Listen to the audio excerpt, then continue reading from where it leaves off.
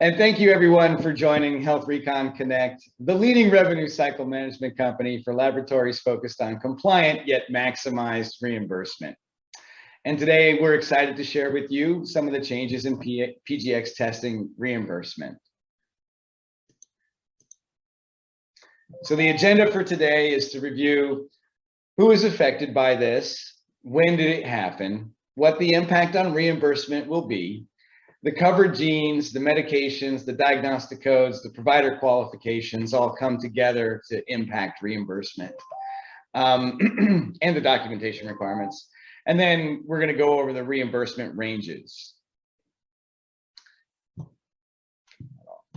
So then next, who is affected, right? So let's go into that.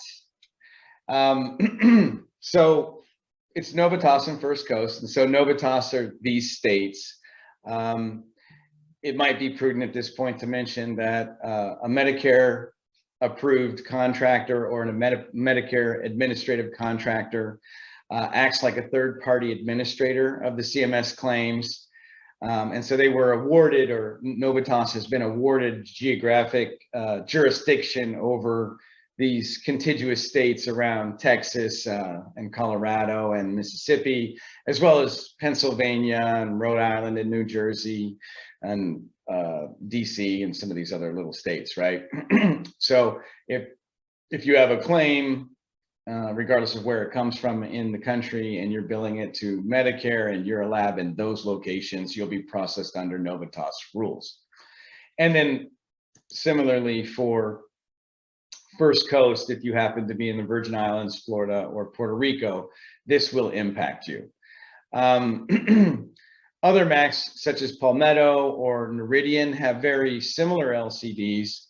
In fact, it's almost verbatim, except that there are two differences. They have something called a MolDX Z code that you need to have. It's not a diagnostic code, even though there's a Z thrown in there. It's a additional code that identifies the machine, the method, the reagent, the gene, the alleles. So in the combination of a Z code being added to a CPT code, a payer really understands exactly what test was performed. Novitas and First Coast do not utilize that. Palmetto, Noridian, NGS, WPS, they all utilize that concept of a MolDX Z code. And hence their LCDs and even their billing and coding articles look very similar, but they don't really focus on the diagnostic codes that we're going to get into with Novitas and First Coast. So when did this happen? Well, this has already happened. It happened on December 12th for dates of service on or after December 12th. And obviously the date of service for a lab is the date the sample was collected. So the impact on reimbursement. So obviously it's not going to be an increase in reimbursement. It's most likely going to reduce your reimbursement. And this is because of the interaction of these four factors. That in most instances, you're not going to have the same number of billable instances as you would have had in the past, because you're going to need a med, a gene, and a diagnostic code. And of course, the person ordering it has to be properly qualified. So the requirement that for each billable event to have a CPT code that's reimbursable, you would have to have all three of these things come together. And we're going to get into details about that. So the first thing would be, you want to make sure that you're testing genes that are covered genes. So for a gene to be actionable and billable, it must be included in the guidelines for either CPIC or the FDA.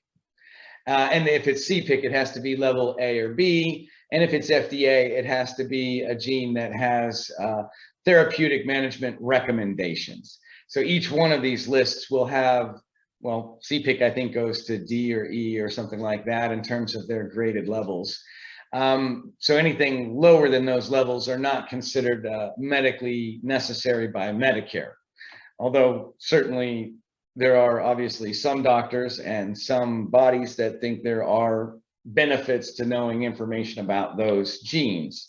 But as far as what Medicare thinks is actionable, it's got to be level A or B for CPIC, or that support therapeutic management recommendations from the FDA.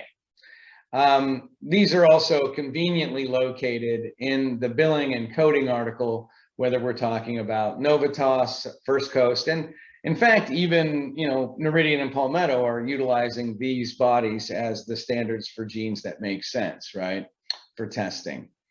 I think it's also important to note that while for a gene to be covered by Medicare, it needs to be in one of these two guidelines, but then obviously, as we've been saying, you know, if it's not the right level, then it isn't covered by Medicare. So not every gene listed by CPIC or the FDA is a covered gene according to Medicare. And to see that limitation of what those are, they're listed in the billing and coding article.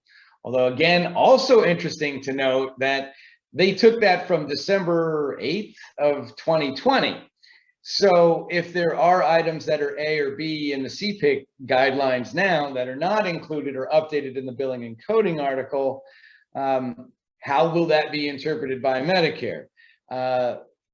Well, it's likely you'll probably get a denial and you'll have to appeal it and say, hey, according to your own guidelines, this is a CPIC level A or B gene, hence I should get coverage for it. But I still think we'll run into other problems because you won't have a covered diagnostic code. But since you will have been appealing at that point in time, it probably won't, you'll probably be able to mention that in the appeal structure that, well, obviously you don't have a diagnostic code, but here's why I think there's a diagnostic code. So there will be a lot of work in dealing with these kind of things when you're doing your appeals. And if you're going to use any of the genes that are not already listed in that billing and coding article, get ready for a fight, right?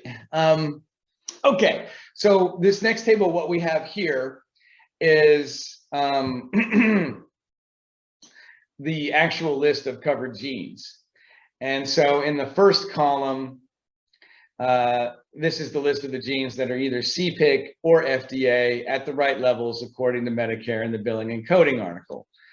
Now, in the next column, what I tried to do was show that we've got 3 genes that are explicitly excluded, and they also even did a catch-all in the article about 81408 and 81407 that those are not going to be payable CPT codes, right? Which could be utilized for lots of different genes if you were going to get creative in your PGX coding and billing, right? And I think another thing I wanted to point out too was, so VKORC1, which is a warfarin gene, is, while it is actually listed under the CPIC table as a covered gene, later on in the billing and coding article, it actually explicitly excludes that and says, hey, we're not going to pay for it, which is interesting because that's somewhat contradictory to the national coverage determination that they have for VKORC1 in the warfarin NCD. They actually do say it can be covered, but the requirements that you would have to jump through to be covered are somewhat similar to the Alzheimer's drug that Medicare just approved for payment by Medicare if it's being used in a clinical trial. And that's the same for this warfarin scenario. So you have to be in a clinical trial. Also something like you have to have been within 3 days of prescribing it. And those are likely to have been requirements you would not have met anyways. So the NCD really cut it down, but it's kind of funny then in the LCDs, they're telling you straight out, we're not paying for it, right? And then I also thought, you know, I've seen CYP3A4, for example, in some panels.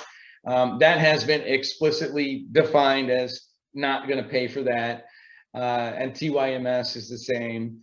And then, of course, level 8 and 9 molecular pathology procedures, they're telling you they're not going to pay for an 81408 or an 81407. The next thing in the third column, that represents the number of genes that have appeared in various PGX panels in the past that are not listed in the CPIC or the FDA at the right levels, and therefore they don't have clinically actionable implications. And I thought these would be important to know about too, because these are very common genes to see in many people's PGX panels.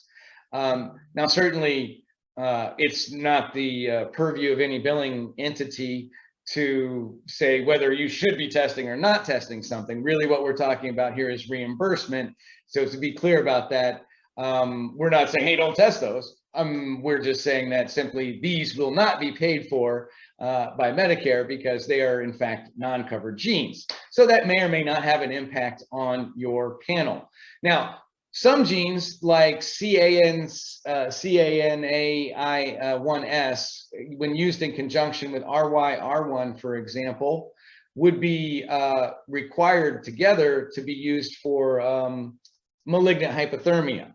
But the CAN one, that is listed as an 81479, which doesn't have a fee schedule attached to it unless you do a lot of work to get that done with Medicare. So you wouldn't be paid for that gene, but you're going to need the results of that gene in combination with RYR1 to bill that gene.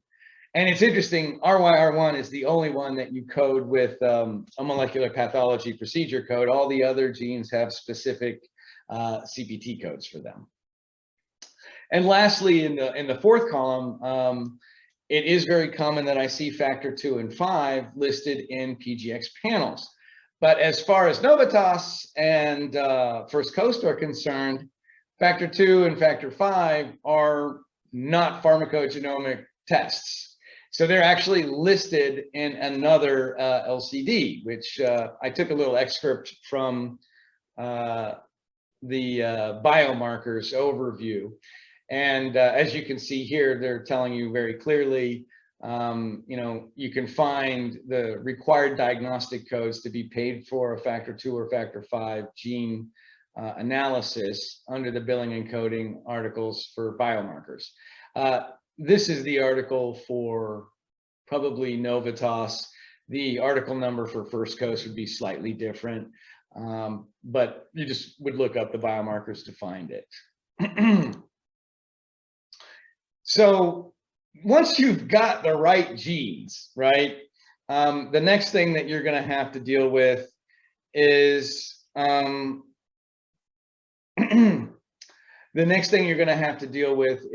that you're actually prescribing a medication. And this starts the entire kickoff of the interlocking factors that you need to have together during an order, assuming you're testing genes that are payable to begin with, right? So we got a gene that's payable. Well, the next thing that you need now is a doctor that's ordering it. So the driving factor for a billable event for PGX will be that a qualified physician is considering the selection of a medication or the avoidance or the change in dose for an already prescribed medication.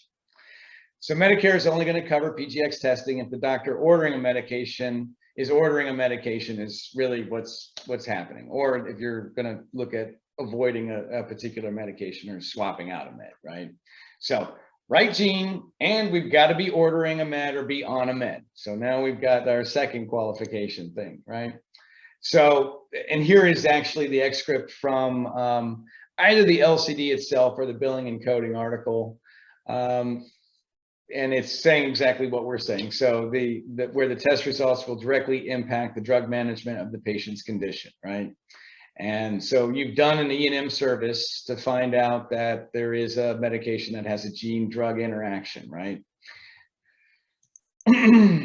So once you have a gene that's payable and you have a medication that's related to that gene, and there's a whole table that kind of puts all of that together. That's what that CPIC table and the FDA table are doing.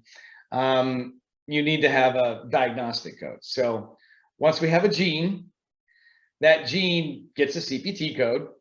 That CPT code then is assigned to an ICD-10 code group or a diagnostic code group. So for each CPT, you're going to want a diagnostic code, and they tell you in the billing and coding article what those diagnostic codes are. So once you know that you've done CYP 2D6, for example, and you're going to bill 81226, let's say, you would look up what diagnostic code group it is. And so for 81225, for example, here, you can see it's group 2 codes, and there are 67 diagnostic codes.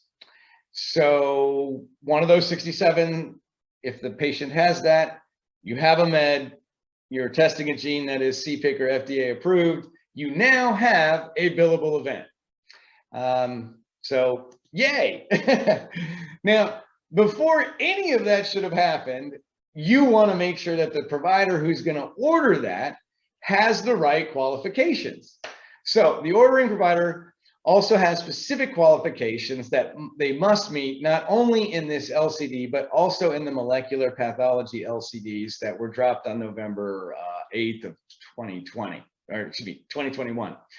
That add additional requirements. But as far as this LCD is concerned, the treating physician must be managing the medications for the patient, and this physician also must be the person that diagnosed the patient that was being treated by the physician, right? And that he's the one who had the authority, or she's the one who had the authority to prescribe the medications.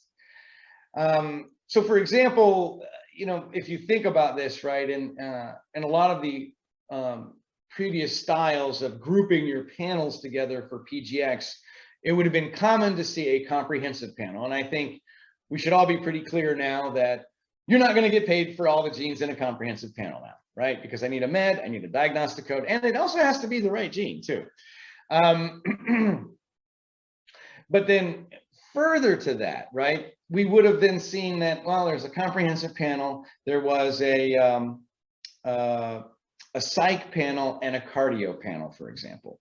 So this requirement is telling us very clearly that a psychiatrist would not be the one diagnosing a patient with a cardiac condition that required a cardiac medication, and would not be following up with the patient about cardiac medications. So when you had a cardio panel, you wouldn't have a psychiatrist ordering off of that panel.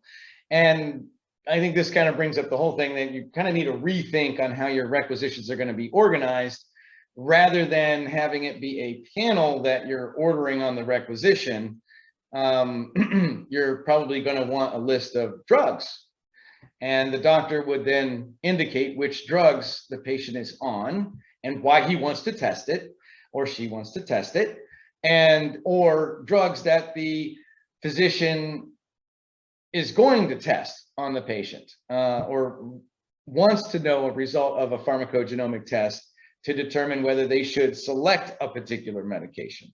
So in my mind, that seems to mean that your requisition doesn't turn into a list of genes, it turns into a list of medications. And then the doctor selects a medication, and then now your problem will be, you've got 20 or so different diagnostic code groups, each of them having anywhere between 1 and 50 diagnostic codes. How are they going to know which diagnostic codes support medical necessity? So you need to be able to deliver that information. In fact, HealthRecon is working on a system to enable that factor, particularly with your more sophisticated online LIMS systems, where by putting in a med, you're going to be able to see which genes are going to be related to that med, and then also what diagnostic codes do support medical necessity for those genes. So there are, whether you call that clinical decision support making or not, there are systems out there to facilitate that, and you would want to avail yourself of those.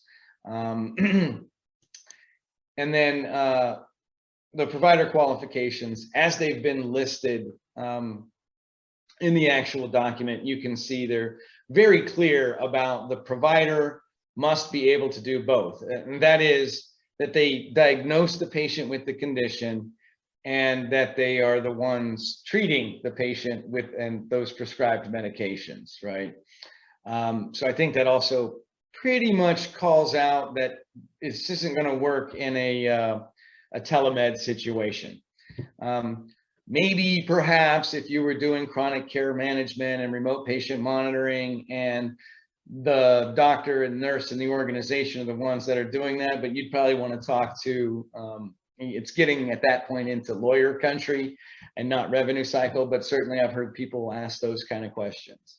But I think it's plain as day here. They're saying the person that diagnosed the patient and the person that is going to control the dosing and the prescription for the patient is the right person for ordering this, right? All right, so documentation requirements. So much the same as we've always had, right? I mean, you need diagnostic codes, you need physician signatures.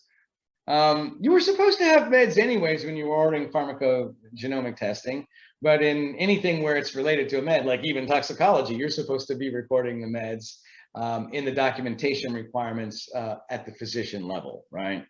Now, what's kind of new is actually new, not from this particular LCD, although this LCD echoes it.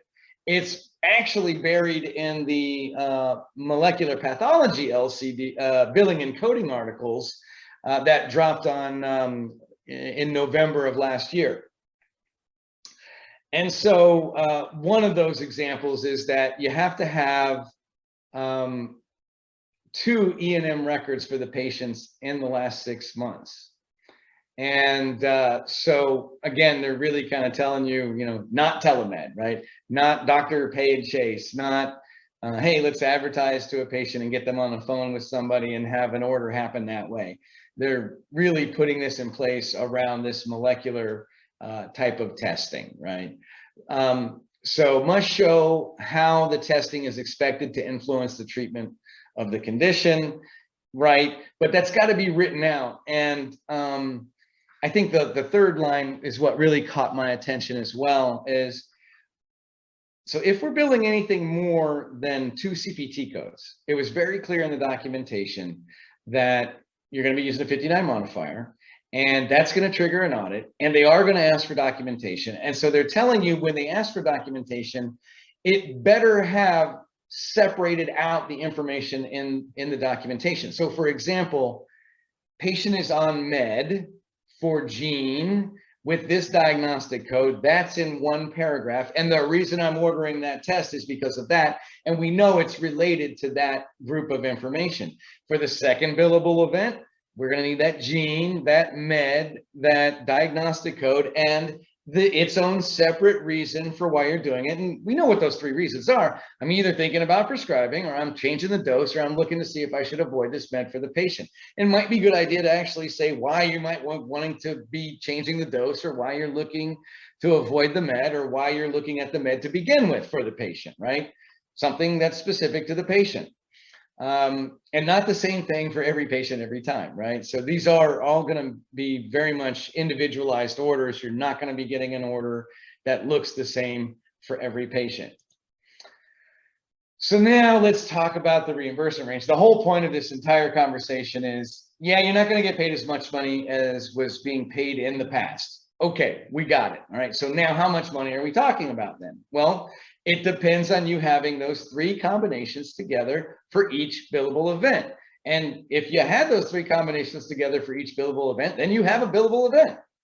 So if you had 3 genes ordered, 3 separate meds, 3 separate ICD-10s, you would most likely end up with 3 different reimbursable CPTs.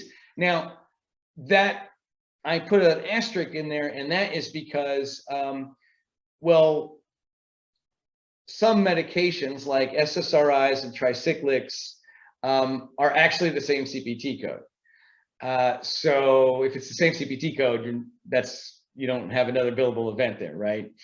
So as long as you've got meds that are in different drug classes, not the same med, right? Then that's gonna be what drives that. You're gonna end up with 3 different CPT codes, right? Now, example 2 was, let's say you had 3 genes ordered, but you only had 1 medication and 1 ICD-10 code, then you're going to have 1 reimbursable CPT code. So that would be the scenario if you continue to use a requisition that has, say, a psych panel and a cardio panel, and somebody orders the cardio panel and they put down 1 med and 1 diagnostic code, well, then you're likely to only have 1 reimbursable CPT. And since those panels would be kind of like diagnostic code related, it's unlikely you're going to have multiple different diagnostic codes for them, but you could. So it is conceivable that you would get more than 1 billable event under an old kind of style of a requisition. But it's certainly going to preclude you from being able to include all of the concept of having all the meds listed and then all of the available supporting diagnostic codes that do support medical necessity. All right, so then let's talk what reimbursement dollars would look like. Well, most of the genes in the list of approved and covered genes are going to be between $170 and $556. There are 4 genes that are worth less than $170. They seemed all to be the human locus type genes that weren't really related, that are more cancerous type things related. So if I exclude those, then you're looking at least $170 per billable event. And if you were to look at 2 very common genes, that would be CYP2D6 and CYP2C19. These are worth $290 and $450 for the individual codes. I believe it's oh man, I can't remember now. I got it backwards, but I think the 2D6 is $450 and the CYP2C19 is $291. So if we were looking at Zoloft versus Lexapro, and so we've got 2 genes going on, and I've got a different diagnostic code and a different reason for each one of these drugs, then it's very likely you would have 2 billable events, and you'd be looking at $741. And then if you only had a diagnostic code for one of those groups, it would be whichever one you had the diagnostic code group for that you would get paid for. So either $290 or $450 or $740, assuming you had all of the requirements for a med, a gene, and diagnostic code. So what can labs do? Well, you want to definitely include the genes in your menu that are covered by the billing and coding article. So that would be step 1, to make sure you've got genes that are reimbursable. That doesn't mean don't have genes that aren't reimbursable, but if you don't have any genes that are reimbursable in your panel, then that's not good. You would definitely want to require documentation of the specific indications for each gene or gene group, each billable event group, before you run the sample. So that's a med, a diagnostic code, and the right gene per billable event. And then the next thing would be to make sure you're working with the ordering physicians that meet the provider qualifications for ordering, and ones that can document, right, or that do document what they're doing, because anything more than 2 elements on a claim going out, they're definitely going to ask you for that documentation. So I would get that up front. Make sure you're working with a doctor who can prescribe and who's going to be also the treating physician in an ongoing manner for the patient. And yeah, you only want to bill for CPTs when there are separate indications for each, or you will get audited, and that might end up getting you suspended. And if that happened, then everything that you're doing with Medicare would be put on hold indefinitely, which, as far as I understand, they can do for up to 180 days without pretty much any recourse from the lab, and that would pretty much kill most labs. So take it serious. All right, so the last thing to say about all this is don't try this at home, folks. Don't try to make changes based off of what you've just heard on this little webinar here without consulting appropriately licensed and qualified people that are actually going to look at your specifics, your information, your genes. Like, to give you an idea how deep down the rabbit hole you can go with this. So there are many drugs associated to a gene. A gene will have a CPT code. There are many alleles in a particular gene, though. Not all alleles relate to every medication. For one medication, it may be allele 1, 2, 17, and 23. For another medication, it may be a different set of alleles. If you are not testing all of those alleles and then thus able to report on those alleles and thus able to report on those medications, having somebody order those medications and then you not being able to deliver a result would be disastrous. So it gets very deep very quickly on exactly what you're testing, and there are some esoteric details that I didn't have time to go into during this conversation. So you certainly want to utilize people that are appropriately qualified, appropriately licensed, and we would love to be a partner with you and help you do that. So please do give us a call.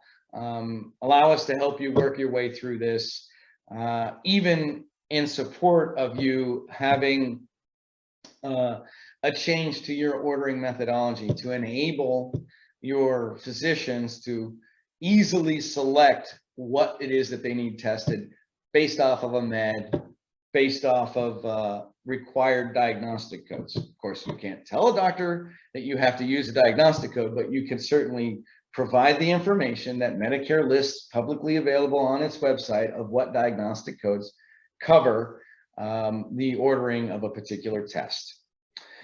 All right, so now we would go into some Q&As and some questions. Let's see what we have up here. Right. And so the question is, are we billing RYR1 with a tier 2 code? Yeah, yes, you are, which is kind of interesting because they've kind of steered us away from using tier 2 codes, even in the molecular pathology LCDs. That seems to have steered us away. But actually in the billing and coding article, they tell you which tier 2 code it is. And I think it's 81406. I can't remember right now off the top of my head, but I think it's that one.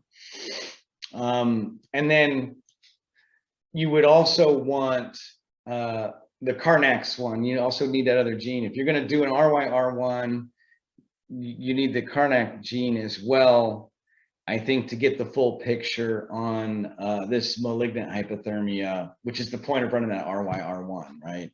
So you got to make sure you're testing the right genes for it too, to make sure you're giving the right answer. But of course, that would all be worked out by whoever's, whatever reporting system or software you have. They're going to be pulling out what alleles you're testing so that it can deliver that information. But it's worth looking at because sometimes I'm not sure everybody's communicating with the report writing software that you're changing anything about what alleles you're looking at, or that you haven't looked at some alleles and there might be a default what they put out for a result. Not 100% sure on that, but I think it's certainly something that should be talked about. I think translational or whoever people talk to for that result reporting is who you need to talk to. On the rec form, should we list different panels or a bundled panel? Well, that's certainly going to be a choice for you as a lab. But if somebody were to say to me what would be the best way to present the selection of a test, I don't think it was ever a good idea to list out a gene to a doctor and ask them to figure out what gene to pick. I'm pretty sure most of them have no idea what a 2D6 or a 2C19 was, or what the difference between those two genes were, or even what a P450 family chromosome was, right? But I do think a doctor would certainly understand, I am either prescribing a med or I'm thinking about prescribing a med. And if my requisition looked like a list of meds, and I'm like, yeah, I'm prescribing that med to this patient. Okay, then let me go look and see, does my patient have any of these diagnostic codes? You know what? Yeah, they're depressed because that's why I'm prescribing it to them. Okay, billable event right there. Orderable event right there. So I think it makes a lot of sense to drive it by the med because of the way these requirements have been put down and put together. But that doesn't preclude anybody from creating panels that might be related to groups of drugs, for example, if that's the way that you want to list it. I'm only saying that I don't think it makes a lot of sense to ask a doctor to pick out genes because I don't think they know what genes go with what drugs. I mean, I don't, if I'm not looking at a list, right? So, and I mean, not saying I'm a doctor, but I mean, they got a lot of other stuff going on, right? But to be thinking about, you know, what relationships, what genes have with what drugs, right? So yeah, let's see what else. I think I've got some more questions over here. Okay. This question I love. Okay. So NGS testing for PGX. Okay, so the idea for this is, well, I guess first, everybody might not be aware, the typical testing platform for PGX is a PCR platform, the same platform utilized by for COVID testing. But as I'm sure everybody is aware, there is something called NGS testing, which is next generation sequencing testing, which is also sometimes referred to as parallel processing, massively parallel processing systems. In general, the consensus would be that NGS machines were designed and are very useful and beneficial in research testing when you're not programmed to look for a specific thing. Like, for example, if you're trying to figure out what variant of Delta or Omicron or Deltacron now, right? Go check out Cyprus, right? This is some crazy stuff. Deltacron, right? It'll be Megatron before you know it. But if you wanted to look and see what variant of COVID you had, you would use an NGS machine to do something like that, right? Whereas a preset amplified probe system is out there looking for a specific element or sequence of the DNA, whereas NGS is going to give you back results on a lot more of that information. So there is a lot of useful utility for NGS testing. It is very well touted by the research community, and anybody involved in clinical laboratory as a scientist, right, is going to be very interested in utilizing NGS technology. It is bigger, it's better, it's faster, and it gives you more information. The problem is the people who pay for things are not really necessarily interested in finding out about something that you weren't looking for exactly. So that's kind of what you're seeing, a constriction all around on paying for NGS testing in general, which is a completely different LCD that we talked about today. It's the molecular pathology LCD. But to get back to the specific question, so yeah, you can use NGS testing for PGX. It's just not typically the normal platform for it. Now, the other thing that's of interest is the CPT codes utilized for PGX testing, other than the tier 2 code that we spoke of earlier, do not explicitly define the methodology for the testing. So whether I use PCR or NGS, in my mind, it's okay to use that same CPT code because the CPT code itself does not define the method for the testing. But on an NGS machine, you would be running a panel. So again, we would want to go back and look at the molecular pathology LCD, which does clearly state that if you're running everything in parallel and not serially, that you would only get one CPT code for that. And since you would be running a panel, and because there's not a CPT code that represents that entire panel, you would want to use an 81479, and usually that is a death sentence because it's an unlisted code and you can't get a fee schedule. But there is and must obviously be a way to get a fee schedule from Medicare for an 81479 because Medicare does make payments to laboratories with an 81479. So I think that question would really mean we would have to kind of dive in and take a look at what you were doing with your machine and what your panel was, and try to figure out how we could get a fee schedule with 81479 involved in that. Or try to utilize one of the existing CPT codes, and because you would have run it all in parallel under an NGS, which is clearly stating, you're only supposed to bill one code for that, then you'd end up not making very much money, is what my understanding would be, and to the degree that it might cost you more to run that NGS panel than what you would be reimbursed. So you'd really want to take a good look at that before you decided to just jump all in on doing NGS testing for PGX. And in general, the thought process from Medicare on any of this kind of stuff is, if there's a way for me to get the same result, the same clinically actionable result, in a cheaper method, then you do it the cheaper way, right? And since they've so clearly defined that you've got to have a med and a diagnostic code and the right gene to be combined to have a clinically actionable result, it's not going to give you any better of a clinically actionable result to get you this more information. And therein lies the major rub, right? This technology is going to be able to provide more information, which may or may not be clinically actionable as defined by Medicare, even though you may find plenty of documentation to support from other people's viewpoints, not Medicare's, that it is actionable or has some positive impact for the patient. If Medicare doesn't think so, or a payer doesn't think so, then it is not so, at least as far as you getting paid. I think it's also interesting to note that from a commercial payer policy perspective, it now seems to me that Medicare has a much broader acceptance of PGX testing than many of the commercial payers. Anthem Blue, for example, pretty much tells you it's experimental investigational without having any, unless you have certain diseases. United Healthcare, for example, is a little bit more open-minded, shall we say, in their view of pharmacogenomic testing. But rather than you simply needing that you simply are evaluating whether or not to prescribe a med or to change the dosage of a med, United requires that you actually have had an adverse reaction or had a problem with a medication that you're already prescribing. So they're not going to be paying for because you're thinking about prescribing. You already had to have prescribed it, and now you have to have a reason for wanting to change it, which would be dosage change or avoidance, right? So it looks like they're about 60% of what Medicare is in terms of what they're thinking they might cover.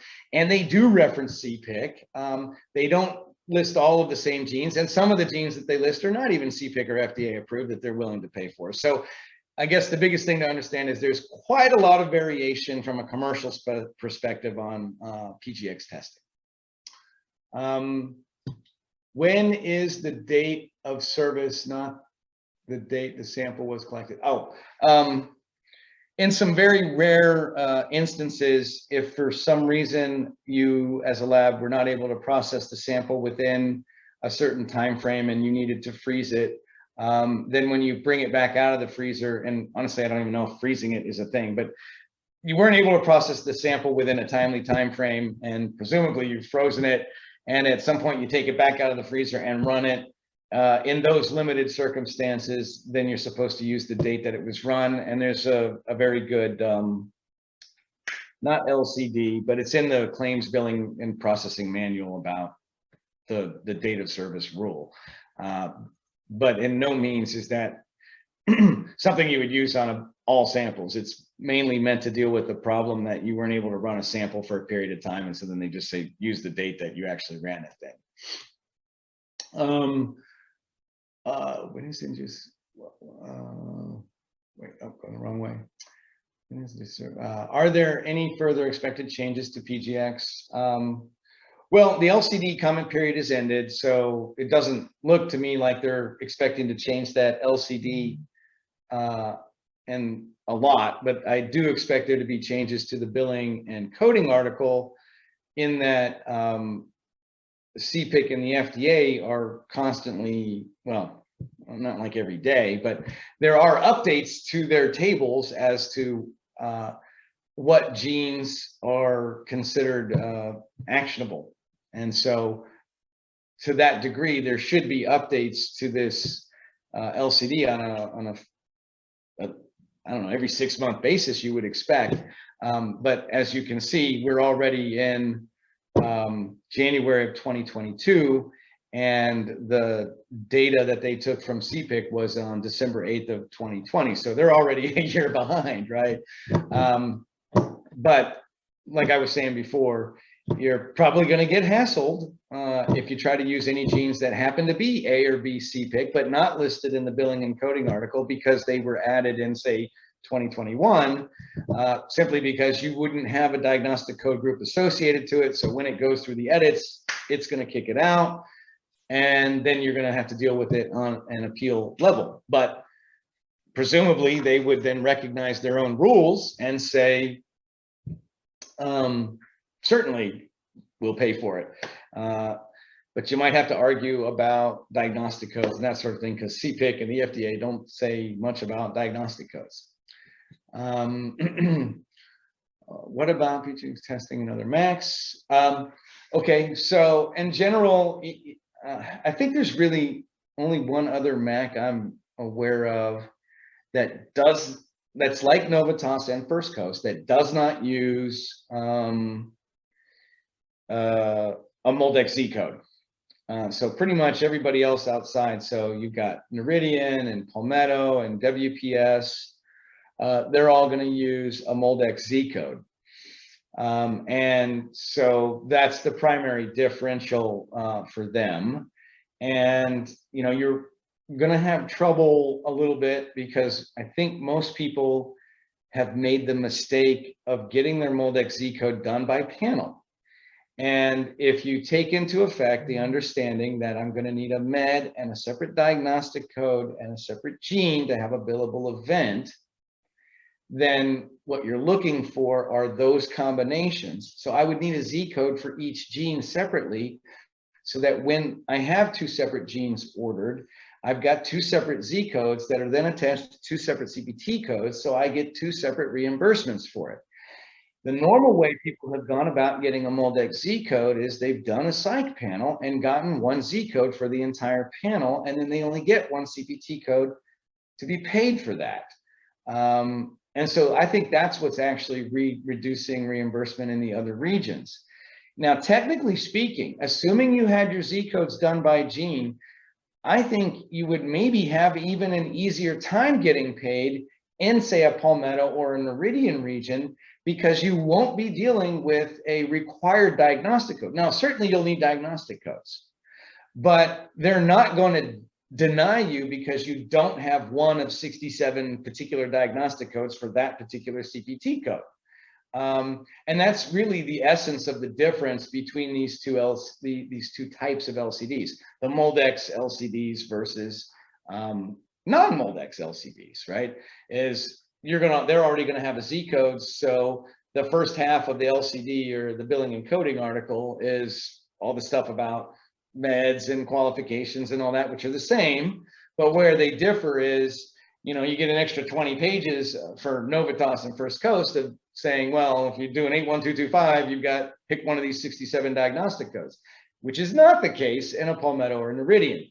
So maybe the way to look at it is a little bit more upfront work for a Palmetto or a Noridian to get your MolDX Z code, to get it by gene, and to get it registered properly. Now I've got less of a requirement with the doc having exactly the right diagnostic code. So from the doc's perspective, it's going to be, here's a list of meds. Yep, I'm prescribing or thinking about prescribing them. And yeah, here's some diagnostic codes, right? Versus with Novitas, okay, I've got the med. Now let's look it up over here. What's the diagnostic code? Okay, do I have any of those? Oh, I do. Okay, good. I'll use it. Oh, I don't. Well, poo. Now we got to do English. we got to do cash, right? So I think that's what the difference will be like between the different MAC regions.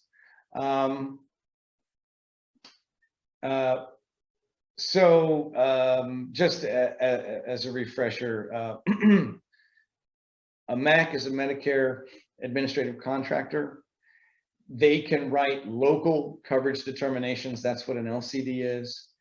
And a billing and coding article goes with an LCD and is specific instructions for somebody in a revenue cycle position to make sure that the correct diagnostic codes are utilized, the right CPT codes, the right modifiers. They're giving you all of this information on how or what is deemed medically necessary as dictated by the combination of diagnostic codes, CPT codes, and modifiers. And so an NCD then is a national coverage determination and should supersede LCDs, and LCDs should really just be clarifying either an NCD and not contradicting it, although many times they do, or an LCD is written in the absence of an NCD to clarify how a particular Medicare administrative contractor, a MAC, will pay for something. And then the last question I think we have is, given reimbursement challenges, are patients willing to pay out of pocket for PGX? I did, and I'm sure if properly communicated to the patients and changes in their lifestyle, and not their lifestyle, but changes in their medications can be very useful to many patients, particularly in the people utilizing tricyclics or SSRIs and this sort of thing. There does seem to be a very, very strong correlation to better patient outcomes with their medications when they get this type of testing. And so whether insurance pays for it or not, if it improves the outcome for the patient, I'm sure there are people that would be willing to pay for that out of pocket cash. Let's see, is there, so if anybody else has any questions, please feel free to ask. And we will be doing additional seminars related to the No Surprise Billing Act, and as well as COVID testing. In particular, the variations on antigen testing with PCR testing. What are the reimbursement rates like? What are the medical necessity requirements around diagnostic codes as they relate to the variation or difference between diagnostic testing versus surveillance, return to work, return to school, travel, or entertainment testing, for example. We would be pleased to answer any additional questions that people have for these topics. And if you reply back to any of our posts on LinkedIn, our fantastic marketing team will gather those up and make sure that we address those for our future coming seminars.